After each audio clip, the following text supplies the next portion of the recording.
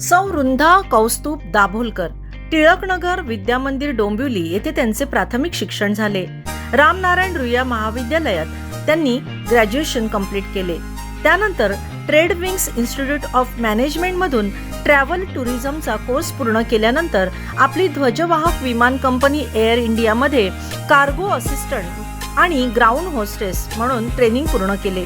लहानपणापासून कलाकार आणि रसिक असणाऱ्या एका मोठ्या कुटुंबात मोठं होत असताना संगीत, नाटक यांचे त्यांना धडे मिळाले. मग रीतसर भारतीय शास्त्रीय संगीताचं शिक्षण त्यांनी घेतलं. शाळा कॉलेजमध्ये असताना अनेक स्पर्धांमध्ये बक्षिसं मिळवली. सायन हॉस्पिटल आयोजित अश्वमेध स्पर्धेत गझल गायन विभागात गायक मनोहर उदास यांच्या हस्ते राज्यस्तरीय प्रथम पारितोषिक मिळाले.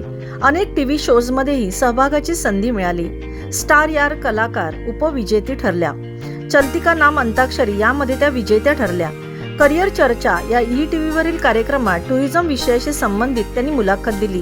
हिंदू जागृती सार्वजनिक नवरात्रोत्सव मंडळातर्फे सन 2021चा नवदुर्गा पुरस्कार त्यांना मिळाला.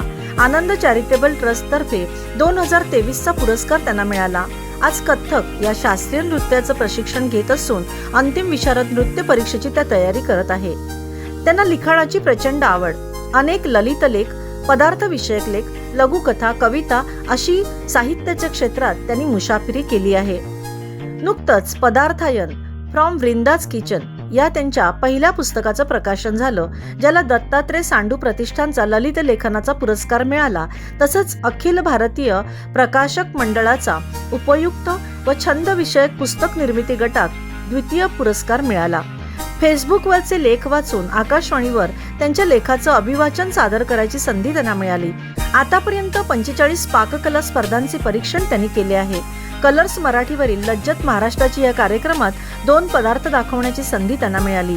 27 मे 2022 मध्ये उमजलेलं सांगताना या ललित लेख संग्रहाचं प्रकाशन झालं.